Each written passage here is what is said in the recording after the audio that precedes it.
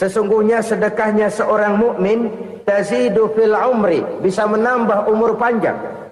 Wa tadfa'u mitata su'i, dan menyelamatkan manusia dari mati secara su'ul khatimah. Jadi siapa yang kepengen panjang umur, banyaklah sedekah. Yang bosan hidup, pelit terus.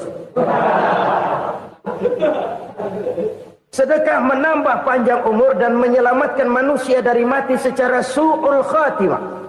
Pak, katanya umur itu nggak bisa ditambah, nggak bisa dikurangin. Kapan? Kalau ajal sudah datang. Fa idza jaa ajaluhum la yastakhiruna sa'atan wa la yastaqdimun. Kalau ajal datang tidak bisa dimajukan, tidak bisa dimundurkan. Itu kalau ajal sudah datang. Tidak bisa lagi umur ditambah dikurangi, sudah datang. Tapi kalau belum datang, itu kan haknya Allah. Mau ditambah, mau dikurangi, hak prerogatif Allah. Sebagai pencipta manusia, Allah maha kuasa dan maha mampu. Sedekah ini menambah panjang umur dan menyelamatkan manusia dari mati secara su'ul khatimah. Itu orang mati kan sama ya, kondisinya mati, nggak nafas. Tapi hakikat mati kan lain-lain. Ada yang mati itu husnul khatimah, baik akhirnya. Misalnya lagi ngaji mati, lagi sholat mati, lagi sedekah mati. Ini yang dinamakan dengan husnul khatimah, baik di akhirnya. Sebaliknya ada yang su'ul khatimah, jelek di akhirnya. Ini yang jadi catatan akhir. Lagi nyekek botol, mampus. Lagi banting kartu, modar.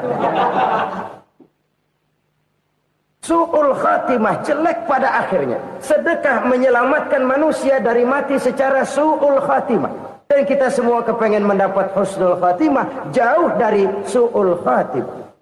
Oleh sebab itu yang bisa menyelamatkan kita dari penyakit itu antara lain adalah sedekah yang disembunyikan. Yang dikerjakan dengan ikhlas karena Allah. Tidak karena kepengen dipuji orang, tidak karena ingin dikatakan orang pemurah, sebab orang dermawan itu orang yang memberi tanpa harus diminta. Kalau masih harus diminta, ya belum dermawan namanya, masih harus diminta. Kalau nggak diminta ya tulus, lolos, polos. Saudara-saudara kaum muslimin rahimakumullah. Harta adalah amanat dan akan kita pertanggungjawabkan. Allah melebihkan rizki sebagian kita dari yang lain agar kita saling tolong menolong, bantu membantu. Nabi janjikan siapa yang meringankan beban saudaranya muslim di dunia, Allah akan meringankan bebannya di akhirat nanti. Sebuah jaminan dari baginda Nabi. Si orang yang kita bantu barangkali tidak bisa membalas, Allah yang akan membalas lewat jalan lain yang tidak pernah kita sangka-sangka. Ada orang tanya, Pak, ini ada orang nyumbang masjid sambil marah-marah, bagaimana? Saya bilang sumbangannya aja ambil, marahnya jangan. Marahnya jangan diambil, itu urusan dia. Saudara-saudara kaum muslimin rahimakumullah. Umat Islam ini kan umat yang punya potensi besar. Kadang kita merenung, kenapa kadang-kadang pembangunan masjid kok lambat sekali? Kalau hotel hari ini peletakan pertama, bulan depan peresmian. Supermarket hari ini peletakan batu pertama, minggu depan peresmian. Tapi kalau sudah yang namanya masjid, kadang-kadang peletakan batu pertama sekaligus jadi batu terakhir. 3 tahun, 4 tahun, campur nebar jala di jalanan. Duit dijaring kayak ikan sepat. Apa tidak ada orang Islam yang kaya? Banyak. Apa tidak ada pengusaha muslim yang jadi konglomerat? Ada. Lalu yang belum banyak itu yang komit terhadap nilai-nilai agamanya. Akhirnya kita jatuh jadi umat yang lemah. Belum ada pengusaha konglomerat muslim buka pabrik super mecap bedug misalnya umpamanya atau pabrik kecap cap sorban supaya identitas keislamannya sedikit kelihatan. Kita jatuh jadi umat yang lemah karena potensi tidak terinventarisir dengan baik. Kita ini ibarat kompor yang cuma matengin nasi orang lain. Potensi kita dimanfaatkan oleh orang lain. Ukhuwah Islamiyah kita baru terbatas kepada silaturahmi. Ukhuwah di bidang ekonomi kita lemah. Ukhuwah di bidang kebudayaan kita lemah. Apalagi ukhuwah di bidang politik kita lebih rapuh lagi. Padahal ukhuwah itu adalah totalitas kehidupan manusia. Menyangkut ipoleksos bud. Memerlukan nilai-nilai ukhuwah. Jadi oleh karena itu mari kita menyadari. Di dalam harta kita. Walaupun kita yang cari, pergi pagi, pulang sore, peras keringat, banting tulang, di sana ada harta anak yatim. Di sana ada hak masjid. Di sana ada hak pesantren. Di sana ada hak jihad. Berbahagialah seseorang apabila dia oleh Allah dijadikan keran. Keran itu menyimpan air, tapi tidak untuk dirinya, tapi disalurkannya kepada mereka yang memang memerlukannya. Saudara-saudara kaum muslimin rahimakumullah, ini yang pertama. Jadi perbendaharaan surga adalah menyembunyikan sedekah. Orang lain nggak tahu, kita pun nggak pernah ngitung-ngitung. Kita anggap lewat begitu saja, padahal itu deposit akhirat. Satu. Yang kedua, perbendaharaan surga itu apa? Wa kitmanul musibah, menyembunyikan kesulitan. Kadang orang takut menghadapi kesulitan. Tapi makin kita merenung, hidup ini kan sebenarnya urusan. Takut sama urusan, ya jangan hidup. Tandanya orang hidup itu kalau punya urusan.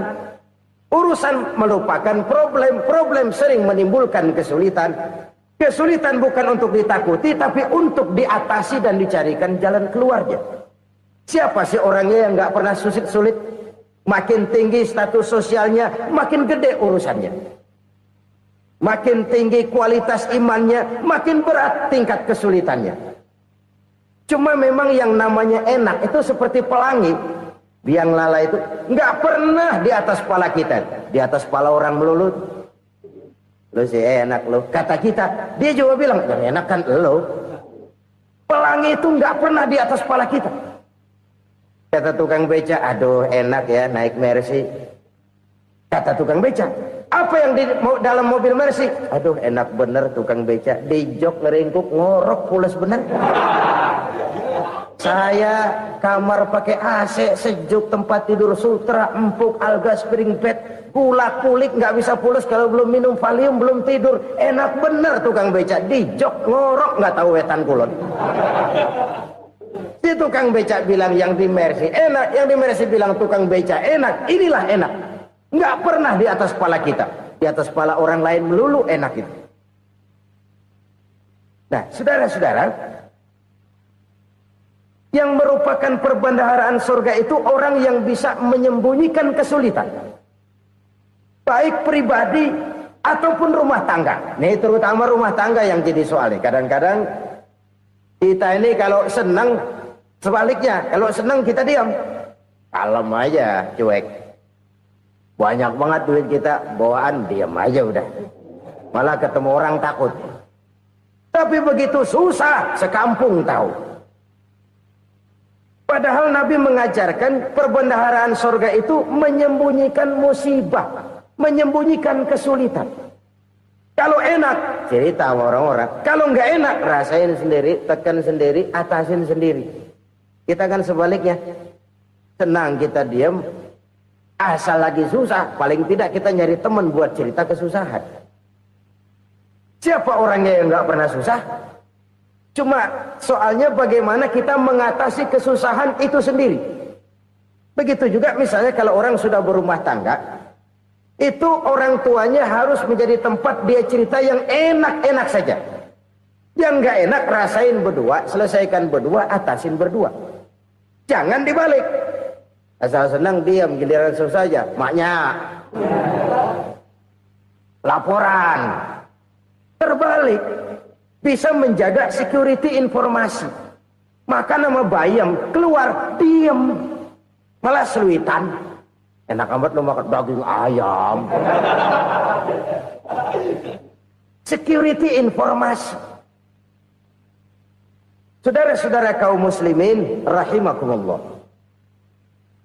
Ujian yang terberat itu yang pernah diberikan kepada para nabi, para rasul, para aulia, para ulama. Makin tinggi keimanan, makin berat bentuk kesulitan. Ayo saya kemukakan satu contoh saja. Ada seorang nabi yang kaya, nabi kaya, namanya Nabi Ayub. Iblis kalau orang begini kan keki, ibadahnya rajin, kaya. Nih yang kayak begini susah digodain. Kalau ibadahnya rajin, miskin, kali bisa disogok. Sini imannya mantap, ibadahnya rajin, kaya, nabi lagi. Oh, tapi namanya iblis nggak kurang akal. Laporan, Tuhan, kenapa Les? Ya ini bahasa saya, bahasa Qurannya sih nggak gitu. Itu hambamu yang namanya Ayub, dia rajin ibadah cuma karena dikasih kaya aja. Coba kasih miskin dia, berhenti dia sembahyang. Ah, kamu bisa aja. Saya tahu Ayub itu hambaku yang ikhlas. Saya buktiin Tuhan, silahkan. Dibuktiin lah, iblis turun ke alamin. Yang mula-mula dia lakukan, dia rusak sawah ladang Nabi Ayub. Dia binasakan binatang ternak Nabi Ayub. Sehingga dalam waktu singkat, jatuhlah Nabi Ayub dari orang paling kaya jadi orang paling miskin. Beliau masih ibadah di mihrab dalam masjid. Datang iblis. Saudara Ayub, ya. Lagi ngapain? Ibadah. Nyembah Allah, nyembah Allah. Oh, percuma. Kenapa? Tuhan yang ente sembah nih, dia udah bikin miskin ente. Sawah ladang ente hancur lebur, binatang ternak binasa. Sekarang ente jadi orang paling miskin. Ngapain nyembah Tuhan kayak begitu? Tekor. Udah berhenti dah ibadah, berhenti ibadah. Ini iblis sama Tuhan laporannya lain, yang dikerjakan kepada Nabi Ayub juga lain. Benar begitu iblis kata Nabi Ayub? Iya. Sawah ladang saya habis, buras. Binatang ternak saya binasa, binasa. Saya miskin, bangpak. Apa jawab Nabi Ayub? Bukan innalillahi, ya ini hebat. Alhamdulillahillazi a'tani wa akhadha minni. Segala puji bagi Allah yang telah memberikan harta kepada saya dan sekarang mengambilnya lagi. Alhamdulillah. Allah yang ngasih, Allah yang ambil. Itu mah urusan Allah. Iblis cuman ibadah jalan terus, sujud lagi Nabi Ayub. Iblis seleher gondok banget. Dasar Nabi nggak mempan dia apa-apain. Miskin malah alhamdulillah. Allah yang ngasih, Allah yang ngambil. Jadi kalau kita tidak komit, kita tidak terikat kepada kaya, miskin, senang, susah, apa yang bisa bikin kita susah? Jadikan kekayaan, kemiskinan, jadikan senang, susah sebagai anak buah yang bisa kita atur. Jangan kekayaan ngatur kita, jangan kemiskinan ngatur kita. Kita yang harus mengatur mereka. Senang, susah, kaya, miskin, bahagia, sengsara, jadikan itu anak buah yang bisa kita atur. Kalau sekarang kita kaya, lain saat boleh jadi kita miskin, semiskin-miskinnya. Allah yang ngasih, Allah yang ngambil. Tenaga mana yang bisa menghalangi? Ibadah jalan terus. Iblis makin gondok. Dasar Nabi loh. Akhirnya apa? Nabi Ayub dikerjain, diberikan penyakit. Demikian fatal penyakitnya. Bayangin, udah miskin sakit. Masya Allah. Miskin sakit. Sakitnya nggak lama, kira-kira 16 tahun. Istrinya 3, 2 mental minta ceraiin. Ngerawatin laki bengek begini. Senang belum tentu, susah udah pasti nih. Cerai aja, cerai dah. Cerai. Tinggal satu Siti Rahmah yang setia menemani beliau. Sesetia-setianya hati perempuan. Satu saat Siti Rahmah bilang, "Bang, iya, abang kan Nabi bang. Lalu, namanya Nabi kan doanya jarang meleset bang. Maksud kamu minta kenapa sih sama Tuhan biar abang sembuh baik dah bang?" Siti Rahmah, iya. Saya sakit berapa tahun sih dah? 16 tahun bang. Sebelum ini saya sehat berapa tahun? Ya kira-kira 60 tahun bang. Nah coba ente banding-bandingin Rahmat. Saya dikasih sehat 60 tahun. Dikasih sakit 16 tahun. Sudah nggak sabar. Mau doa kepada Allah minta sembuh. Saya malu. Malu kepada Allah. Diuji dengan yang luar biasa seperti ini. Tidak mengganggu stabilitas kehambaannya. Dia tetap menghamba kepada Allah subhanahu wa ta'ala. Saudara-saudara kaum muslimin rahimakumullah. Kunci menghadapi kesulitan itu apa? Allah jelaskan dalam satu ayat, wa basyiris sabirin alladzina iza asabathum musibah qalu inna lillahi wa inna ilaihi raji'un. Gembirakan orang-orang yang sabar. Siapa mereka itu?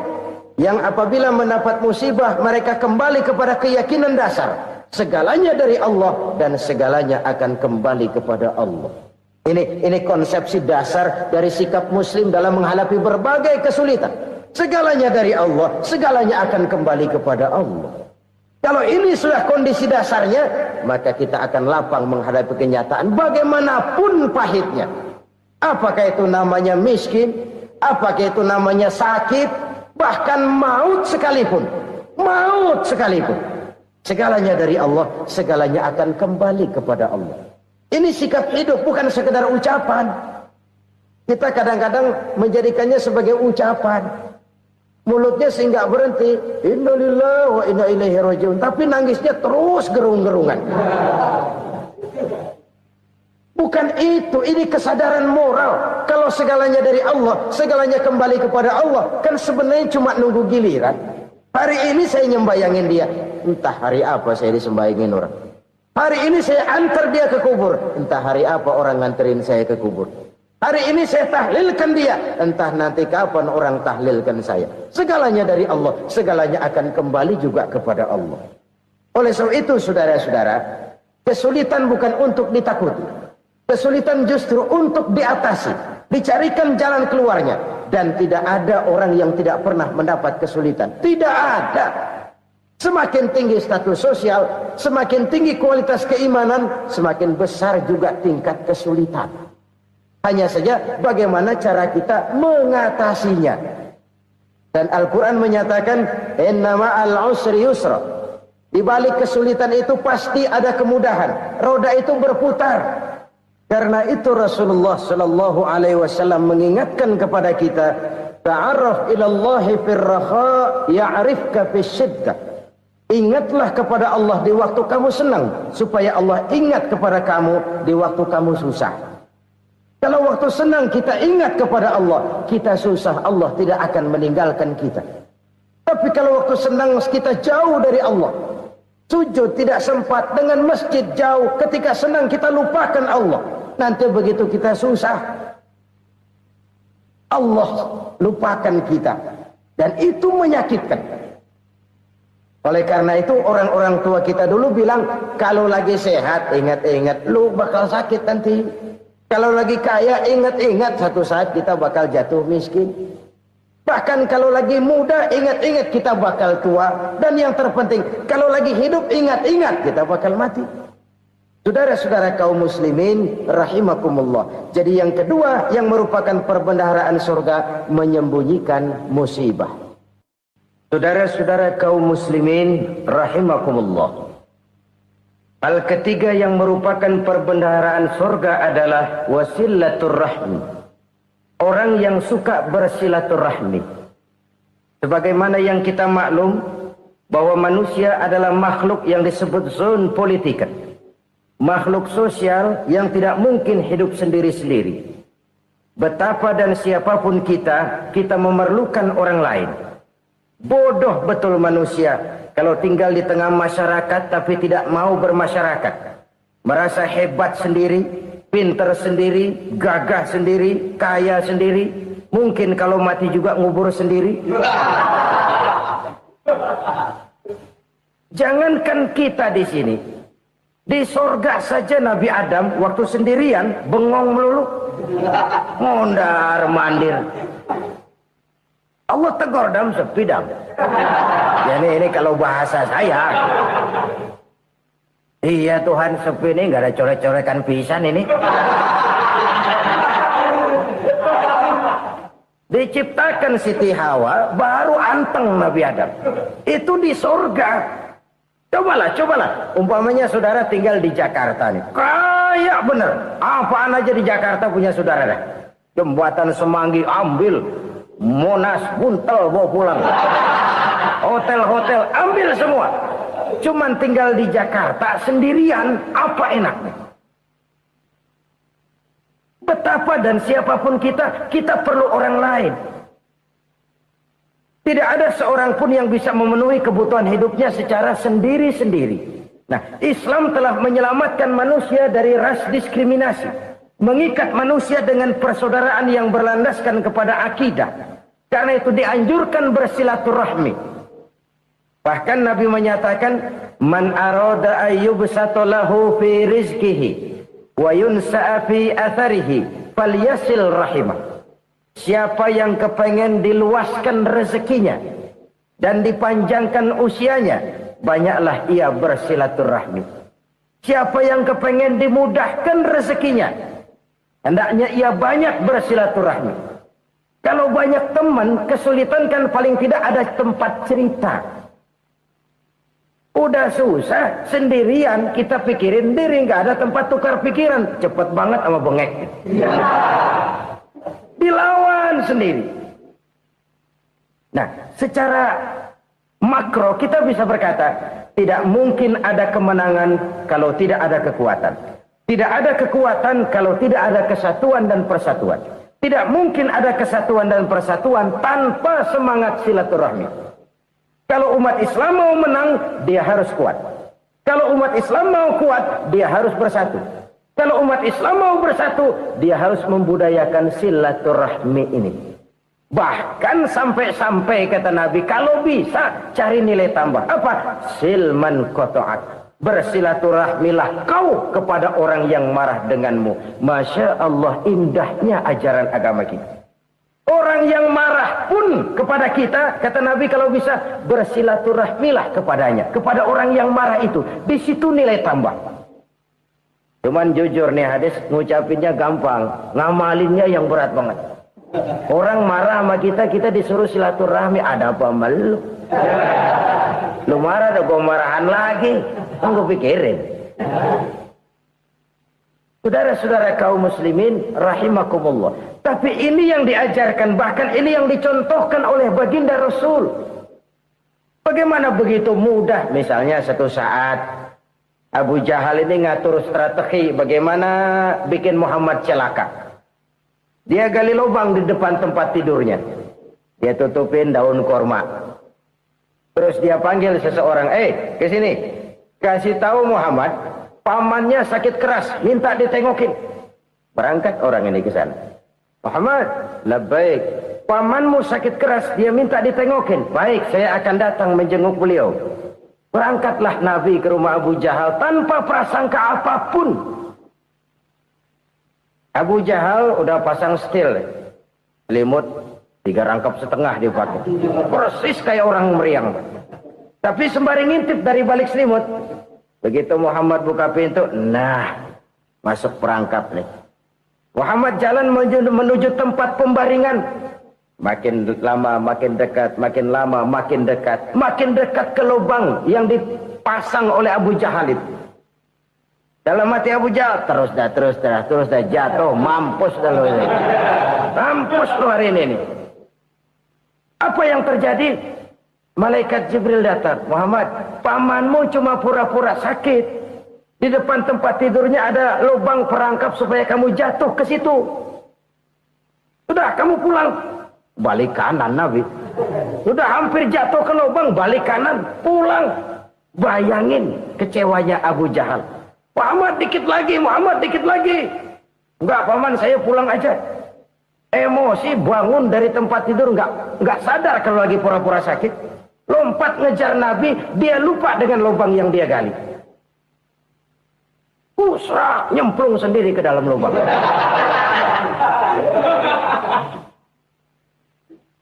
Nabi terus berlalu. Ini terjadi keanehan. Jatuh ke lubang yang dia gali itu sebenarnya nggak terlalu dalam ya, antara 3-4 meteran lah. Tolong, saya jatuh ke lubang ini. Datanglah pelayan-pelayannya itu. Angkat saya dari sini. Oh, yang ngulurin tambang. Satu gulung, belum juga nyampe itu tambah. Kurang, beli lagi ke warung. Sambung, ulur lagi, enggak juga bisa sampai. Wah, ini kerjaan Muhammad ini. Tolong, siapa salah seorang kamu ke rumah Muhammad? Kasih tahu, encangnya kecebur. Minta ditolongin. Sampaikan kepada Rasul. Kenapa? Pamanmu jatuh ke lubang, Muhammad minta tolong diangkatin. Tambang udah nyambung-nyambung nggak nyampe juga. Ya, nanti saya datang, saya tolong. Coba. Nyata-nyata orang berniat jahat mau mencelakakan dia. Datang dia menolong. Ini yang disebut air tuba dibalas air susu ya ini. Bukan sebaliknya. Air tuba dibalas air susu. Paman, kecebur ya? Iya Muhammad, tolong ini. Pegang tangan saya. Nabi ulurkan tangannya, nyampe, dipegang oleh Abu Jahal, diangkat ke atas, sampai atas. Apa kata Abu Jahal? Sihirmu memang hebat Muhammad. Udah ditolongin dikata sihir, yang enak kita kemplang kan itu orang begitu. Urusan apa? Tapi inilah akhlak. Kalau bisa kamu bersilaturahmilah dengan orang yang marah kepadamu sekalipun. Orang marah kita tetap baik. So, kalau kita berbuat baik sama orang yang memang baik, rasanya sih biasa-biasa aja. Orang baik kita baik lagi, ya draw aja, belum ada nilai tambah di situ. Baru ada nilai tambah kalau kita bisa berbuat baik kepada orang yang nyakitin kita. Itu namanya kita setingkat di atas dia. Dia sakitin kita, kita berbuat baik sama dia. Dia pelit sama kita, kita baik sama dia. Dia marahin kita, kita deketin dia. Di situ kita punya nilai tambah. Jadi siapa yang ingin diluaskan rezekinya kata Nabi dan dipanjangkan umurnya, hendaklah ia banyak-banyak bersilaturahmi. Sederhana sebenarnya silaturahmi, tapi silaturahmi membangkitkan semangat kesatuan dan persatuan. Kesatuan dan persatuan melahirkan kekuatan. Dalam matematika 1 ditambah 1 pasti 2. Tapi di tengah masyarakat, 1 orang takut ditambah 1 orang takut, hasilnya jadi 2 orang setengah berani. Kenapa setengah berani? Karena udah berdua. Tadi pan takut sendirian. Kalau dia kumpul turu-turu takutlah jadi berani. Kita yang lemah, kita yang tidak berdaya, kita yang miskin, kalau mau kompak bersatu, apa yang nggak bisa kita kerjain? Apalagi tinggal di kota besar, pilihan cuma 2. Bertahan atau minggir. Bertahan atau minggir. Untuk bisa bertahan harus mampu bersaing. Untuk mampu bersaing harus punya keahlian. Keahlian harus ditunjang dengan pendidikan, ditambah oleh kekompakan sebagai umat. Udah miskin mencar mulu, orang injak kita. Orang nggak pandang urusan apa yang malu. Oleh karena itu, silaturahmi pada hakikatnya merupakan roh dari ukhuwah yang diajarkan oleh agama kita. Bagaimana Islam menyelamatkan masyarakat manusia dari ras diskriminasi, mengikat manusia, dan tidak ada persaudaraan yang lebih indah selain persaudaraan yang diikat dengan nilai-nilai akidah. Sepanjang orang di jalan Allah, itulah saudara kita. Keluar dia dari jalan Allah, selesailah persaudaraan sampai di situ. Karena itu, kalau ingin menyimpan sesuatu di surga, banyaklah bersilaturahmi. Datang ke rumah ini, datang ke rumah itu, dan lain sebagainya. Itu simpanan kita di akhirat nanti. Ini yang ketiga. Saudara-saudara, yang keempat, perbendaharaan surga itu apa? Wa qawlu la hawla wa la quwwata illa billah. Ucapan la hawla wa la quwwata illa billah. Ibadah kan ada yang berat, modalnya besar. Bangun masjid berat, modalnya besar. Bangun rumah sakit berat, modalnya besar. Ada ibadah yang berat, tapi modalnya ringan. Misalnya puasa. Puasa itu berat, mengendalikan nafsu. Kalau sekedar nggak makan, nggak minum sih enteng. Mengendalikan nafsu. Itu jihad terbesar, tapi kan modalnya ringan, cuma niat saja. Ini ibadah berat, modalnya ringan. Ada ibadah yang ringan, modalnya juga enteng. Seperti termasuk ucapan la haula wala quwata illa billah. Tanpa sadar, la haula wala quwata illa billah. Nyelengin tuh di surga. Nyelengin, kita nggak terasa. Nyelengin simpenan akhirat. La haula wala quwata illa billah. Nyimpan lagi. Kaget, la haula wala quwata illa billah. Nyimpan lagi. Banyak simpenan. Walaupun sebenarnya yang dimaksud di sini adalah kesadaran batin bahwa tidak ada daya dan kekuatan kecuali Allah. Itu intinya. Kita memulai pekerjaan disunahkan baca bismillah, kan begitu? Apa itu? Kesadaran moral bahwa ini saya bisa kerjakan. Saya kerjakan ini dengan menyebut nama Allah. Kenapa? Kalau Allah tidak memberikan daya dan kekuatan, mana mampu saya kerjakan ini. Maka saya kerjakan ini dengan menyebut nama Allah. Bismillah. Kesadaran moral. Manusia hanya wajib berusaha, tapi nggak pernah wajib berhasil. Banyak hal-hal yang kalau kita renungkan secara rasio, nggak mungkin. Tapi jadi kenyataan. La haula wa la quwata illa billah. Tidak ada daya dan kekuatan kecuali bagi Allah semata-mata. Kesadaran moral akan kelemahan dan keterbatasan makhluk bernama manusia. Kadang kita kagum dengan otak, tapi kita sering lupa sama yang bikin otak. Padahal bagaimanapun hebatnya otak, yang bikin otak pasti lebih hebat dari otak. Nggak percaya, silahkan otak-otakan. Inilah kecenderungan. Kita kagum dengan pesawat-pesawat mutakhir, bukan main, besi gede banget terbang itu. Alangkah hebatnya. Lalu apa yang bikin otak tidak lebih hebat dari itu semua? Kita puji laut. Apa yang bikin laut tidak lebih hebat dari laut itu? La haula wa la quwata illa billah. Tidak ada daya dan kekuatan kecuali Allah. Apa yang bisa kita lakukan? Kalau tidak karena daya dan kemampuan yang diberikan oleh Allah kepada kita. Lahirlah sikap tawadu, rendah hati. Tidak melonjak menjadi angkuh dan sombong. Sadar akan kelemahan dan keterbatasan diri. Sebagai makhluk yang diciptakan oleh Allah subhanahu wa ta'ala. Jadi satu sisi ini ucapan yang berpahala. La haula. Jadi wiridan. Pada sisi lain ini kesadaran moral. Sikap mental. Kesadaran batin. Bahwa yang punya daya dan kekuatan itu cuma Allah. Kita nggak pantas untuk sombong. Sebab sombong itu pakaiannya Allah. Kita nggak sedang pakai pakaian Allah, kegedean. Dan makin kita renungi, makin terbentur. Apa sih yang bisa kita sombongin? Kita mau sombong apa? Kaya? Pintar? Itu kan semua relatif. Di atas langit masih ada langit lagi. Jadi oleh karenanya, marilah kita menyadari. Manusia hanya wajib berusaha, tapi tidak pernah wajib berhasil. Yang berusaha saja tidak wajib berhasil, apalagi yang tidak berusaha. Islam bukan agama orang pemalas yang selesai sholat lalu enggelohom, enggelenggem ayem-ayem. Tapi Islam bukan agama orang sombong yang setelah berusaha lalu tidak memerlukan Allah. Kita bisa saja bikin proyeksi, tahun sekian kita bakal panen besar, menurut perhitungan otak. Tapi ada kejadian lain. Apa? Tikus ngambek.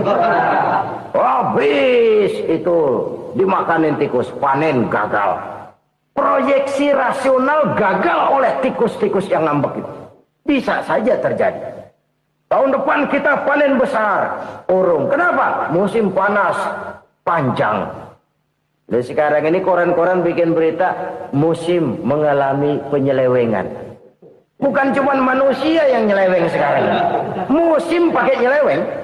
Mestinya kan musim hujan udah selesai. Masih hujan-hujan juga. Musim. Nah sekarang kita boleh bikin proyeksi. Kita bakal panen besar. Tahu-tahu musim panas panjang. Sawah retak, air kering. Cari teknokrat yang paling botak. Suruh pendekin tuh musim panas. La haula wa la quwata illa billah. Inilah kesadaran moral. Saudara, saya teringat satu saat ada seorang konglomerat. Umurnya ya kira-kira 70-an. Satu saat dia ditanya oleh wartawan, Pak, umur Bapak berapa sih?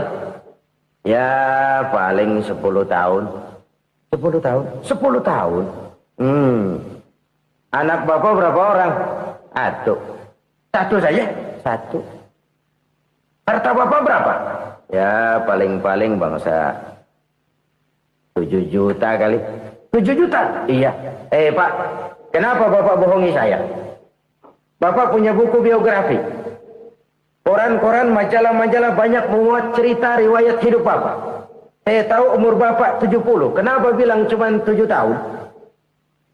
Saya tahu anak Bapak 8. Kenapa cuma bilang 1? Saya tahu harta Bapak miliaran, mungkin triliunan. Pabrik di mana-mana, bank di mana-mana. Kenapa bilang uang Bapak cuma 7 juta? Nah, kata si konglomerat tadi, kamu benar nak, kamu benar. Umur saya kalau jumlahnya memang 70 nak. Cuman ingat-ingat saya, baru 7 tahun terakhir ini saya sujud. Baru 7 tahun terakhir ini saya berusaha dekat dengan Allah. Saya laksanakan perintahnya, saya jauhi larangannya. 7 tahun inilah rasanya yang ada nilainya di hadapan Allah. Yang 63 tahun matong, kelabu, kelem umur gue. Habis untuk maksiat, untuk munkarat. Maka ketika ditanya tadi, umur saya 7 tahun itu. Oh begitu Pak. Oh iya. Lalu anak Pak. Anak Bapak kan 8. Kenapa bilang cuma 1?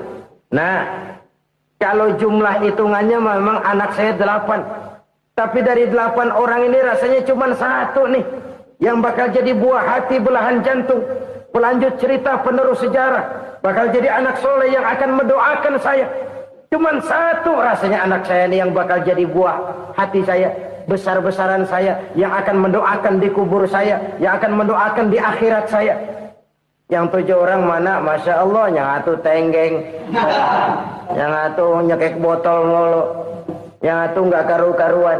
Makanya saya bilang 1 anak saya yang akan bisa mendoakan saya. Oh begitu Pak. Iya. Nah harta Pak. Harta Bapak kan triliunan. Pabrik Bapak di mana-mana. Uang Bapak hampir di tiap bank-bank besar. Kenapa bilang cuma 7 juta? Betul kau nak. Harta saya kalau jumlahnya memang miliaran, triliunan mungkin. Tapi yang saya ingat baru 7 juta tuh yang saya belanjakan di jalan Allah. Saya nyumbang masjid, saya santuni yatim piatu, saya bantu pembangunan pesantren, saya bantu pembangunan rumah sakit Islam. Itu yang akan saya bawa pulang ke akhirat, yang 7 juta itu. Yang triliunan itu nanti akan diperebutkan oleh anak-anak saya sebagai waris saya. Jadi harta saya 7 juta itu yang bakal nemenin saya di akhirat. Yang akan saya bawa pulang jadi teman saya. Saudara-saudara kaum muslimin, jangan-jangan orang tua itu adalah kita-kita ini. Jangan-jangan kita-kita ini adalah orang tua itu. Jangan-jangan itu potret dari diri kita masing-masing. Dari sekian umur yang diberikan Allah, berapa tahun yang ada nilainya di hadapan Allah? Dari sekian anak-anak yang merupakan amanah, berapa yang akan mendoakan kita sebagai orang tuanya menjadi anak soleh? Dari sekian banyak harta yang diberikan Allah, berapa yang akan kita bawa pulang menghadapnya nanti, yang kita belanjakan di jalan Allah? Ini sebuah potret kehidupan. Karena itu kita kembali kepada la haula wa la quwwata illa billah. Kita wajib berusaha, kita wajib berikhtiar. Selebihnya, segala daya dan kekuatan hanya milik Allah saja semata-mata. Satu kesadaran batin dari setiap pribadi muslim. Setelah ia berusaha dan berikhtiar, ia menyerahkannya kepada Allah Subhanahu wa ta'ala. Jadi, satu sisi ini merupakan wiridan ucapan yang mengandung pahala. Pada sisi lain, ini merupakan sikap batin dari seorang muslim di dalam ia menghadapi realitas kehidupan ini. Saudara-saudara kaum muslimin, rahimakumullah. Kalau ini kita jadikan satu basis kehidupan, maka ini akan menyelamatkan manusia dari kemungkinan tergelincir menjadi orang yang lupa diri dan lupa darat. Sebab itu Imamul Ghazali berpesan, jadidis safinah fa innal bahra amiq wa khuziz zad fa inna safara ba'id wa khaffifil hamla fa innal hamla sadid. Perbarui selalu kapalmu karena lautan sangat dalam. Bawa bekal yang banyak karena perjalanan ini sangat jauh. Ringankan beban karena kebanyakan beban akan menyakitkan. Alangkah indah kalimat ini, alangkah dalam makna yang terkandung di sana. Perbarui selalu kapalmu karena lautan sangat dalam. Apa artinya ini? Jaga mentalmu baik-baik. Pelihara imanmu baik-baik karena hidup penuh cobaan seperti lautan. Kita kalau berlayar di lautan kan kadang-kadang tenang, angin bertiup sepoi-sepoi basah. Jika malam datang bintang gemintang bertabur menghias cakrawala, rembulan memantulkan sinarnya dengan indah. Dalam keadaan begitu berlayar enak, tapi lain saat ombak menggunung, halilintar menyambar, angin topan bertiup. Berapa banyak sudah saudara-saudara kita yang tenggelam di lautan dunia tanpa sadar bahwa dia belum sampai kepada pantai yang akan dituju. Berapa banyak sudah saudara-saudara kita yang tenggelam di lautan dunia ini tanpa sempat bangkit lagi. Dia menyangka sudah sampai kepada tujuannya. Hati-hati kapal jangan sampai bocor karena lautan sangat dalam. Iman ini jaga baik-baik karena hidup penuh dengan ujian. Wa khuzizat fa inna safara ba'id. Bawa bekal yang banyak karena perjalanan sangat jauh. Saudara mau ke Bandung, bawa duit. Saudara mau ke Surabaya, banyakan lagi duitnya. Saudara mau ke Mekah, gepokan, iketan tuh duit nggak lembaran lagi. Makin jauh perjalanan, makin banyak bekal yang harus kita bawa. Kalau saudara dari Jakarta mau ke Surabaya, kagak bawa duit berangkat juga, itu sih bukan berani namanya, nekat. Sampai Surabaya belum tentu, sengsara di jalan udah pasti. Kenapa? Nggak bawa bekal berangkat. Sama juga kita nih, misalnya belum sempat sembahyang, mati. Waduh, berani banget orang. Belum punya bekal, mati. Sengsara di jalan. Atau bekal tidak cukup. Dari Jakarta saudara mau ke Surabaya, bawa duit 500 perak. Paling jauh Cikampek nyampenya itu. Paling jauh itu. Antara jauhnya perjalanan dengan bekal yang saudara bawa tidak seimbang. Hidup ini perjalanan panjang. A walking tour. Dimulai dari alam arwah. Sebelum jasad diciptakan, roh diciptakan lebih dulu. Dari situ pindah ke alam rahim. Dari alam rahim pindah ke alam dunia. Dari alam dunia pindah ke alam barzah. Baru menuju akhirat. Satu perjalanan panjang. Kalau bekal tidak bawa, sengsara di jalan. Bawa bekal yang banyak karena perjalanan ini sangat jauh. Wa khaffifil hamla, ringankan beban karena beban itu cuma akan menyulitkan. Kalau bekal itu sih keperluan, tapi beban nggak kita perluin, cuma ngeberat-beratin. Apa ini beban? Dosa. Kecurangan, kebatilan, kezoliman, ketidakadilan, kesewenang-wenangan. Itu akan jadi beban kita di akhirat. Alangkah celakanya, perjalanan panjang, bekal tidak bawa, beban kelewat banyak. Alamat sengsara di jalan. Pahala tidak ada, dosa berlipat ganda. Na'udzubillah, summa na'udzubillah. Kalau kita rangkum nasihat Al-Ghazali dengan kisah si konglomerat tadi, kita akan mengambil kesimpulan. Pertama, bekal terbaik dalam menghadapi gejolak kehidupan ini tidak lain adalah iman. Yang kedua, pahala dan dosa. Dua hal kontroversial. Pahala adalah bekal, dosa adalah beban. Tapi kita sekarang kan tidak begitu terangsang kepada yang abstrak. Orang berlomba mencari yang konkret-konkret saja. Yang real. Kalau memang dosa, benjol dong. Kira-kira begitu. Kira-kira begitu. Persis orang Yahudi dulu. Orang Yahudi itu kan pernah minta kepada Nabi Musa. Ya Musa, lan nu'mina laka hatta narallaha jahrah. Musa, kami nggak bakal mau beriman kepada Allah kalau belum kami lihat Allah ada nongkrong di depan kami. Kalau memang Tuhan ada, taruh dong di depan kami. Mau yang konkret-konkret saja. Kalau memang dosa, benjol dong. Kalau emang pahala, berasa dong. Orang terangsang kepada yang real, yang konkret-konkret saja. Saya mau cerita, ada orang super kaya.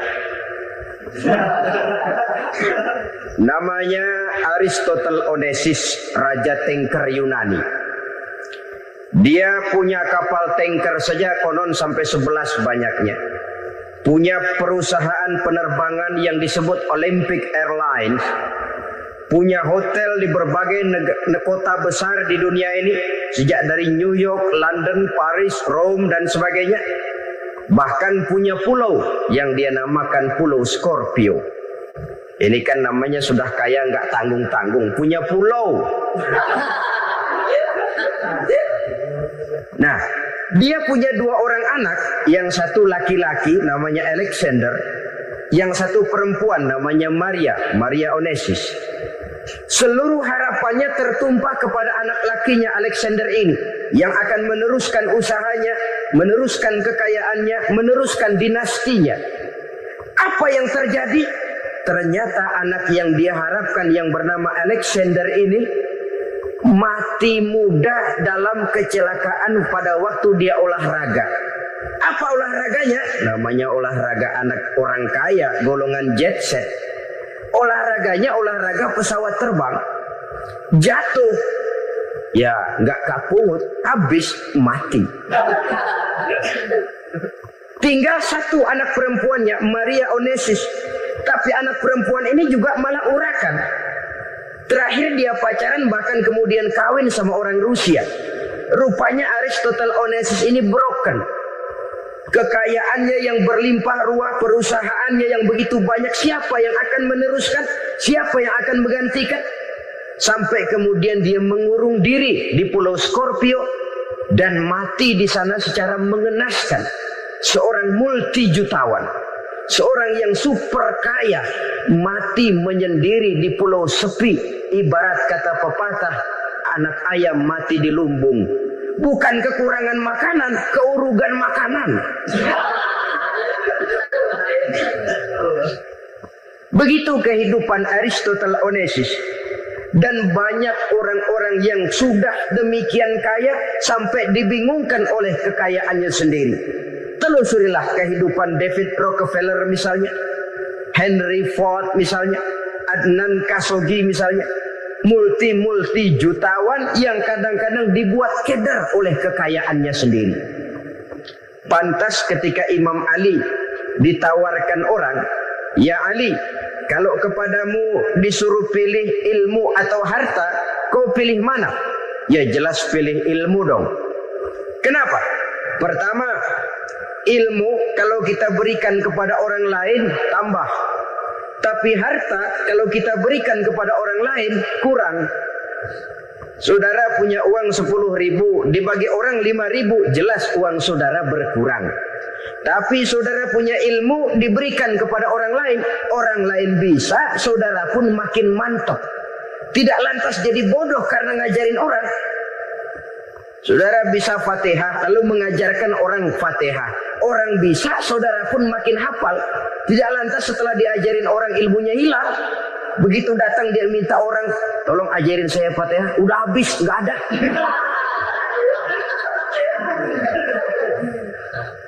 Yang kedua kata Imam Ali, ilmu menjaga kita. Kalau harta kita yang harus jaga. Makin banyak ilmu, makin terpelihara diri seharusnya. Tetapi makin banyak harta, makin bingung kita jaganya. Sampai kadang-kadang kalau perlu seluruh keliling rumah dipasangi alarm. Belum cukup disewakan anjing besar-besar, pasang di depan pintu, awas anjing galak. Masih belum cukup juga, cari centeng tukang-tukang kepruk jaga rumah. Masih terasa belum aman, padahal rumahnya dikelilingi tembok besar. Di balik tembok ada pintu-pintunya tebal. Di balik pintu itu terbuka masuk kamar, kamar pun ada pintunya, pintunya pun kuat. Masuk ke dalam kamar ada lemari, lemarinya pun pintunya kuat, dikunci, kuncinya pun kuat. Tapi terhadap seluruhnya yang timbul cuma sekedar was-was saja. Kesimpulannya sekali lagi, tanpa harta orang memang sulit untuk bahagia. Tapi harta semata-mata tidak merupakan jaminan orang akan bahagia. Dengan hati yang luas, itu modal utama untuk mencapai kebahagiaan hidup. Orang yang hatinya luas, saudara-saudara, punya hati yang lapang, melihat kenyataan hidup ini, dia bersyukur senantiasa kepada Allah. Lantas tidak timbul hasud dan iri hatinya. Oleh karena itu, jiwanya selalu lapang. Kalau tidak, cupik hati namanya. Dangkal pandangan, tidak senang melihat orang lain dapat nikmat, dan itu sering dijadikan contoh. Kalau orang yang lapang dada, dia lihat tetangganya beli TV baru, dia berkata, alhamdulillah ya, tetangga kita beli TV, mudah-mudahan kita bisa ikut nonton. Lapang dadanya. Tapi orang yang sempit hati, lihat tetangga beli televisi, meriang. Enggak diapa-apain, meriang. Besoknya dengar tetangga beli motor, makin sakit, ke rumah sakit. Lalu di rumah sakit dengar tetangganya beli mobil, mati. Disiksa oleh perasaannya sendiri. Orang kalau hati sudah sempit dalam hidup, kemanapun dia pergi, sempit rasanya medan kehidupannya. Kemudian kita melihat juga ada orang yang menilai bahwa bahagia itu katanya kalau punya kedudukan yang tinggi, pangkat yang agung, wibawa yang besar. Mungkin betul, tapi mungkin juga tidak. Bergantung kepada hati orang yang punya pangkat itu. Sama dengan harta tadi. Harta akan membawa bahagia kalau dia jatuh ke tangan orang yang berhati lapang. Tapi harta akan jadi bencana kalau jatuh ke tangan hati orang yang sempit. Pangkat akan membawa bahaya kalau jatuh di tangan hati orang yang sempit. Lebih dari itu, kenyataan mengajarkan kepada kita bahwa ternyata pangkat dan jabatan tidak selamanya memberikan kebahagiaan dalam kehidupan. Bahkan resikonya kelewat besar. Beberapa bukti kita bisa ambil dari para pemimpin dunia yang menjadi korban lantaran pangkat dan jabatan yang disandangnya. Saudara ingat Presiden Abraham Lincoln dan John Kennedy dari Amerika dibunuh orang. Park Chung-hee dari Korea Selatan, Ziaur Rahman dari Bangladesh, Anwar Sadat dari Mesir, terakhir Indira Gandhi dari India, menjadi korban dari pangkat dan jabatan yang disandangnya dari orang-orang yang tidak senang dia memegang jabatan itu. Dia akan mudah mengundang bencana. Sehingga pantas kalau seorang presiden terkemuka Amerika, Harry Truman namanya, dia mengatakan jabatan presiden itu, kata dia, seperti orang nunggang macan, naik macan. Harus kita taiki, kalau enggak dia bakal nerekam kita, ngeri katanya. Adapun orang yang hatinya lapang, kalau dia menerima pangkat dan jabatan, dianggapnya itu satu kesempatan untuk berbuat baik. Tapi orang yang berhati sempit, menerima pangkat dan jabatan, bukan kadang-kadang menerima, malah berusaha setengah mati mencapai dengan segala cara. Kalau perlu jilat atas, jilat atas. Jadi golongan sumuhun dawu. Jadi kelompok kulon nuwun, yes sir, yang kerjanya cuma oke bos. Kalau perlu jilat atas, jilat atas. Kalau perlu injak yang bawah, injak yang bawah. Perlu sikut kiri kanan, sikut kiri kanan. Yang penting pangkat dapat, jabatan dapat. Orang yang semacam ini, kalau sudah mempunyai pangkat dan jabatan, biasanya dia tidak menganggap itu sebagai amanah, tidak menganggap sebagai kesempatan berbuat baik, tapi malah kesempatan untuk memperturutkan hawa nafsunya yang dilatar belakangi oleh kesempitan hatinya tadi. Apalagi kalau orang memperoleh pangkat karena banyak mengeluarkan uang. Seakan-akan pangkat dan jabatan itu sekarang macam proyek, pakai tender. Siapa yang berani bayar segini, naik. Nggak berani, minggir. Padahal logikanya, kalau orang mencapai satu jabatan karena banyak mengeluarkan uang, hampir bisa dipastikan bahwa setelah jabatan itu dia pegang, langkah pertama yang akan dilakukannya ialah berusaha bagaimana uang yang dia keluarkan supaya kembali. Ya paling kurang pulang modal dulu dong. Soal mikirin rakyat soal nanti, tapi ini modal harus pulang. Itu celakanya kalau orang memperoleh pangkat dan jabatan cuma karena banyak mengeluarkan uang. Jarang orang yang mempunyai keyakinan dan pandangan bahwa pangkat dan jabatan merupakan amanah. Jadi sekali lagi, pangkat dan jabatan mungkin saja membawa kebahagiaan kalau jatuh ke tangan orang yang berhati lapang. Tapi bisa jadi bencana kalau dia jatuh ke tangan orang yang mempunyai hati yang sempit. Dan lagi-lagi stresnya hati yang lapang. Lalu sebagian orang, saudara, ada yang berpandangan katanya bahagia itu kalau jadi orang terkenal, mempunyai popularitas, menjadi idola di kalangan remaja, di kalangan orang tua, di segala lapisan masyarakat. Padahal makin populer orang makin terikat dia. Ya kalau macam kita ini kan nggak punya nama, nggak populer, tengah malam buta mau nongkrong di warung Tegal aman. Tapi pangkat, jabatan, kedudukan, popularitas menyebabkan kita diikat dengan berbagai macam peraturan. Cuma mandi sama ke WC saja yang nggak dikawal.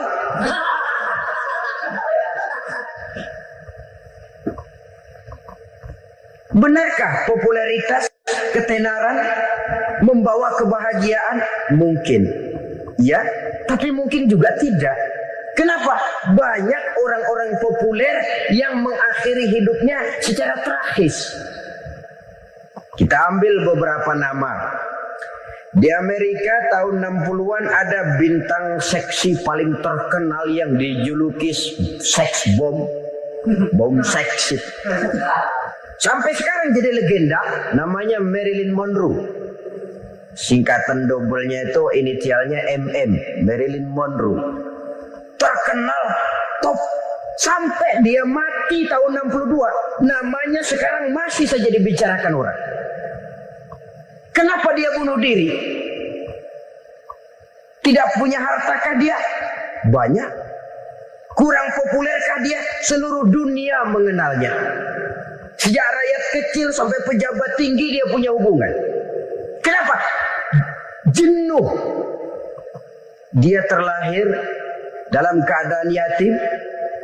Setelah itu tidak lama dia berangkat remaja, ibunya meninggal. Pindah dari wanita asuh ke wanita asuh sampai 12 orang ibu angkatnya. Dan kekecewaan yang paling parah, setiap laki-laki yang dekat dengannya hanya seperti kapal berlabuh.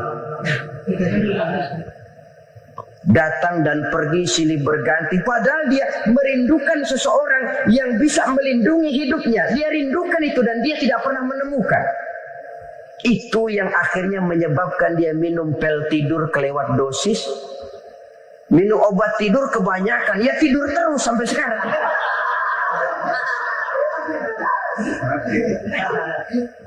Dia mengakui, saya telah memiliki ketenaran, tapi saya tidak pernah hidup dalam ketenaran itu.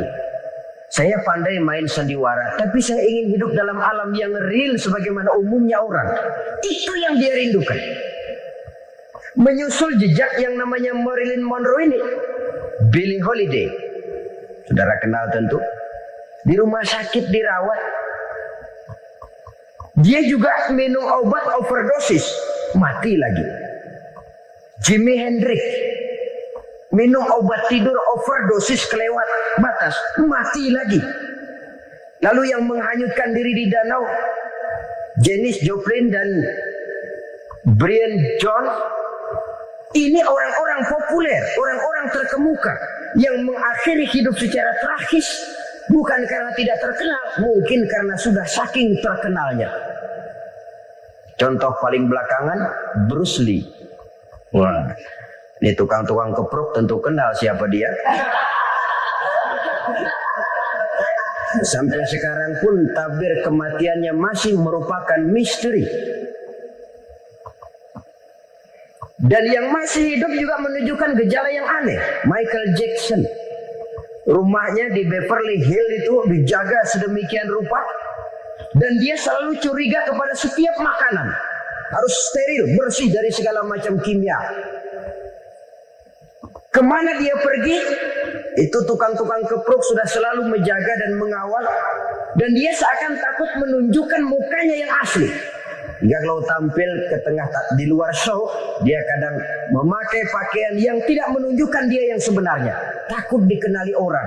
Ternyata popularitas sering jadi momok yang meracuni kehidupan manusia.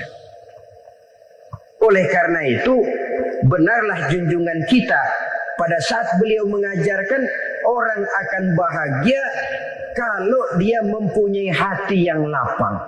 Nah, sekarang masalahnya untuk mendapatkan hati yang lapang caranya bagaimana? Kita kembali kepada konsep Quran. Allah mengajarkan ala inna bi dzikrillahi tatmainnul qulub. Ketahuilah bahwa dengan banyak mengingat Allah hati akan tenang, jiwa akan lapang. Dengan kata lain, dekat dengan agama, merasakan kehadiran Allah dekat dalam hidup. Itu muara pertama untuk mencapai hati yang lapang. Ala inna bi dzikrillahi tatmainnul qulub. Jangan macam orang sekarang ingin mendapatkan ketenangan lalu tapak di puncak gunung, di gua-gua, di tempat sepi. Iyalah kalau nggak ada ular. Kalau tergigit ular berbisa, ketenangan belum mati jelas itu. Islam positif untuk mendapatkan ketenangan. Ala inna bi dzikrillahi tatmainnul qulubi. Bahwa ketahuilah bahwa dengan banyak mengingat Allah, hati akan tenang, jiwa akan lapang, nuansa pikiran akan luas. Karena yang namanya bahagia ada dimanapun manusia berada. Di kampung ada bahagia, di kota ada bahagia. Di ngarai, di lembah, di gunung, di hutan, di lautan, di angkasa luar. Dimanapun bahagia itu ada kalau kita bermodalkan hati yang lapang ini. Dan hati akan lapang kalau kita dekat dengan agama. Dekat dengan harta buat sementara hati mungkin tenang. Tapi ketenangan yang relatif dan temporer. Apalagi orang tiap kali tambah harta, tiap kali tambah rencana. Itu wajar. Mungkin sebelumnya saudara berpikir, kalau punya duit 5.000 enak nih. Begitu punya duit 5.000, aduh sayang kalau 10.000 aja. Tiap kali tambah harta, tiap kali lain rencana. Makin banyak rencana, makin menjauhkan kita dari yang namanya ketenangan. Padahal ketenangan merupakan unsur utama untuk mencapai bahagia. Dan ketenangan itu bermuara dalam hati manusia. Tengoklah kehidupan ini. Orang yang banyak harta dengan orang miskin, berbedakah rasa sakit yang mereka tanggungkan? Rasanya tidak.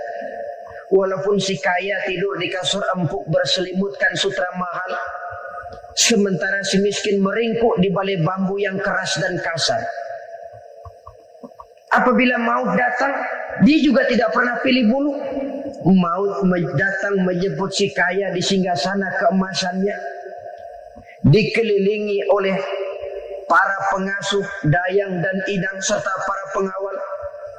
Dan maupun datang menjemput si miskin papa sehingga ia tergelepar di tepian jalan. Kedua-duanya bernama mati. Kalau nyata bahwa sakit yang ditanggung si kaya tidak beda dengan sakit yang ditanggung si miskin, bukan harta semata yang membuat orang bahagia. Hati yang tenang, jiwa yang lapang penuh kedamaian. Karena banyak berzikir dan mengingat Allah, itu merupakan modal utama untuk mencapai sesuatu yang bernama bahagia.